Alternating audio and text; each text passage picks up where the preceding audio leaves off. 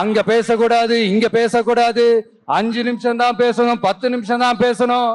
நான் பேசுறதே 3 நிமிஷம் தான். அதுலயும் அது பேசக்கூடாது, இதை பேசக்கூடாதுன்னு சொன்னா அப்புறம் தான் எதை தான் பேசுறது? அரியலூர்ல போனப்போ நான் கரெக்டா அந்த ஊருக்கு போறதுக்கு முன்னாடி அந்த ஏரியாலேயே அந்த பவர் கட்டு. அப்புறம் நான் திருச்சிக்கு போய் நான் பேச ஆரம்பிச்சதுக்கு அப்புறம் அந்த ஸ்பீக்கருக்கு போற அந்த வயரு கட்டு. இல்ல நான் தெரியாம தான் கேட்கிறேன் சிஎம் சார்.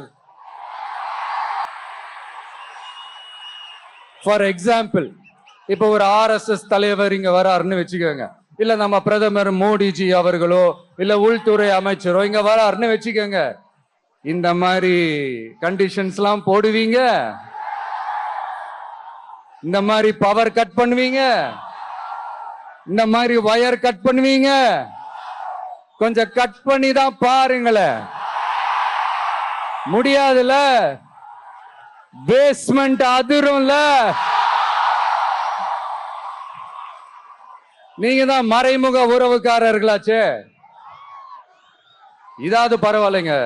இதை தாண்டி ஒரு ரூல் ஒண்ணு போட்டாங்க, பஸ்ஸுக்குள்ளேயே இருக்கணுமா, பஸ்ஸை விட்டு வெளியில வரக்கூடாதான், கையை இவ்வளவுதான் தூக்கணுமா, இப்படியே வரணுமா, மக்களை பார்த்து சிரிக்காத, மக்களை பார்த்து கையசைக்காத, இப்படி எல்லாம். ஐயோ ஐயோ ஐயோ, நானும் என்னவோ ஏதோ நினைச்சேங்க.